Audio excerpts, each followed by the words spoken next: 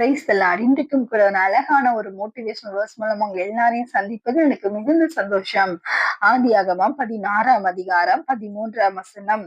அப்பொழுது அவள், என்னை காண்பவரை நானும் இவ்விடத்தில் கண்டேன் அல்லவா என்று சொல்லி தன்னுடனே பேசின கர்த்தருக்கு, நீர் என்னை காண்கிற தேவன் என்று பெயரிட்டாள்.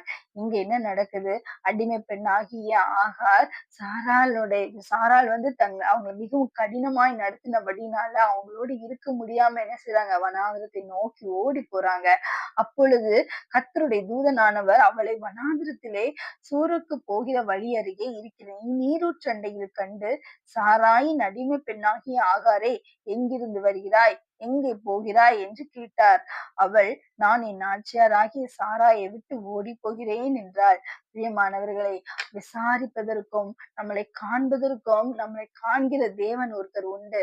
நம்மளுடைய வாழ்க்கையில எந்தெந்த பகுதிகள்ல யாருக்குமே தெரியாது, யாராலையுமே அதை புரிந்து கொள்ள முடியாது, யாருமே அந்த பகுதிகளை நாம் பார்க்கவே இல்லை, காணவே இல்லை அப்படின்னு நீங்க நினைக்கிறீங்களோ, அந்தந்த பகுதிகளை நாம் காண்கிற தேவன் ஒருவர் உண்டு. பிரியமானவர்களே, அன்றைக்கு இந்த அடிமை பெண்ணாகிய ஆகாரை காண்கிற தேவன் இருந்தார் அல்லவா?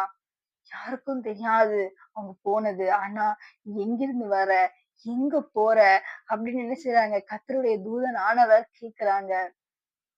பிரியமானவர்களே, அந்த ஒரு தடவை மாத்திரமில்ல, திரும்ப அவங்க சொல்லி அனுப்புறாங்க, நீ திரும்ப போ, உன் நாச்சியானிடத்துக்கே நீ திரும்ப போ, நான் உனக்கு உன்னுடைய ஜாதியை, உன்னிடத்தில் பிறக்கிற உன் ஜாதியை என்ன செய்வேன், ஆசீர்வதிப்பேன், அவன் ஆசீர்வாதமா இருப்பான் அப்படின்னு சொல்லி ஆண்டவர் சொல்றாங்க. திரும்பவுமாக அவங்க வாராங்க. திரும்பவும் அவங்க இஸ்மவேல் பிறந்ததுக்கு அப்புறம் அவங்களால அங்க இருக்க முடியல, அதனால திரும்பவும் வனாந்திரத்துக்கு நேராக வாராங்க. அங்கேயும் என்ன செய்றார், திரும்பவும் ஆண்டவர் என்ன செய்றார், பேசுகிறார். அங்க இஸ்மவேல் அங்க கிட்ட இருந்த தண்ணி எல்லாம் செலவழிந்து போயிடுச்சு, வேற தண்ணி இல்ல. பிள்ளை உயிருக்கு போராடி கொண்டு இருக்கிற நேரத்துல ஒரு அம்பு எரிகிற தூரத்துல பிள்ளைய போட்டு விட்டுட்டு, பிள்ளை சாகிறதை நான் பார்க்க மாட்டேன் என்று சொல்லி ஆகார் என்ன செஞ்சிருந்தாங்க, முகம் குப்புற விழுந்து அழுதுட்டு இருந்தாங்க. அப்பொழுதும் ஒரு தேவதூதனானவர் வந்து ஆகாரை பலப்படுத்தி, கவலைப்படாத, பிள்ளை இருக்கிற இடத்துல பிள்ளையின் சத்தத்தை தேவனானவர் என்ன செஞ்சார், கேட்டார். தேவன் கேட்டார் என்று சொல்லி ஆகாரை தைரியப்படுத்தினாங்க. அங்க ஒரு நீரூற்றை காண்பித்தாங்க வனாந்திரத்துல. பிரியமானவர்களை, இன்றைக்கும் நம்மளுடைய வாழ்க்கையில காண முடியாத, மனிதர்களால புரிந்து கொள்ள முடியாத இடங்கள் சில உண்டு. அவைகளெல்லாம் நம் தேவன் காண்கிறவராய் இருக்கிறாரா?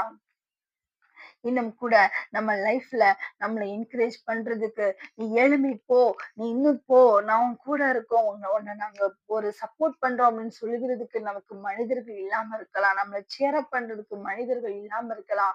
ஆனா தேவ தூதர்கள் உண்டு. பிரியமானவர்களே,